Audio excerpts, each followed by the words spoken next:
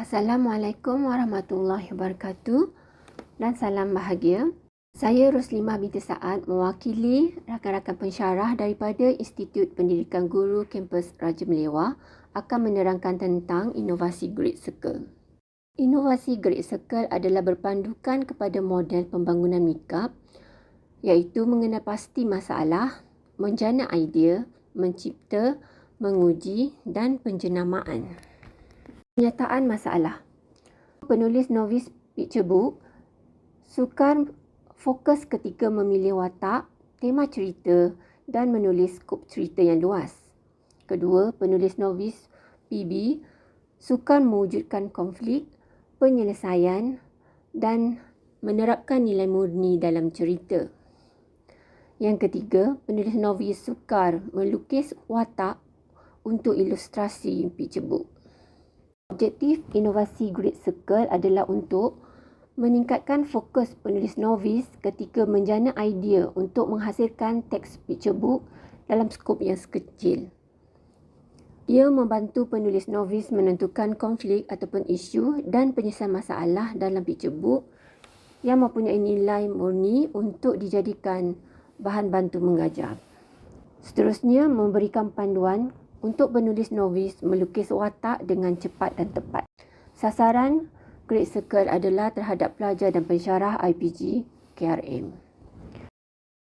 Great Circle tercetus daripada kesukaran penulis menjana idea untuk menghasilkan picture book yang sesuai dijadikan bahan bantu mengajar bertemakan haiwan liar Malaysia sebagai watak utama.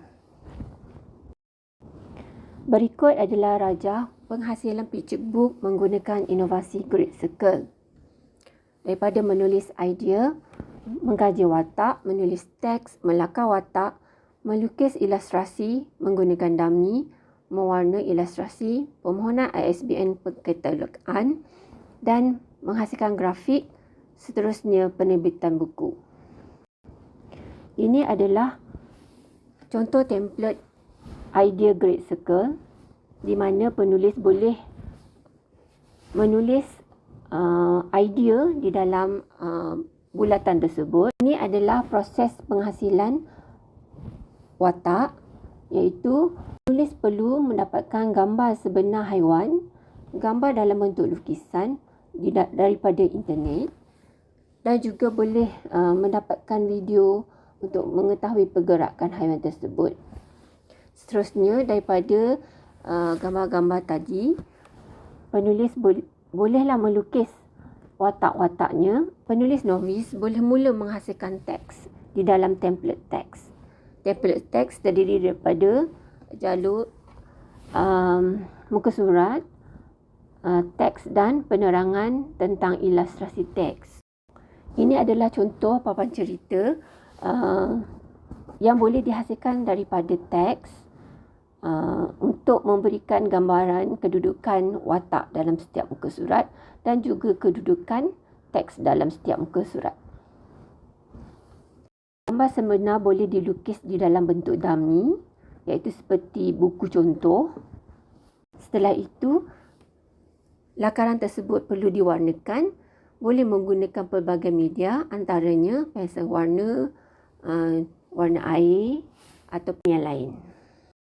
Ini adalah ilustrasi yang telah siap dilukis untuk menghasilkan picture book sebanyak 16 muka surat.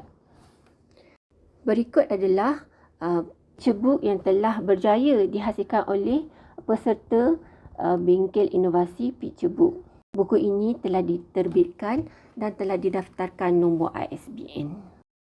Berdasarkan kepada ujian yang telah dilakukan, inovasi Great Circle telah membantu 100% peserta untuk berjaya menjana idea, menghasilkan teks dan menghasilkan papan cerita. Kemudian 75% telah berjaya menerbitkan buku masing-masing. Berikut adalah perbandingan kejayaan peserta yang menggunakan inovasi Great Circle sepenuhnya menunjukkan kejayaan yang lebih tinggi. buku inovasi Great Circle dalam proses penerbitan dan juga pendaftaran MyIPO.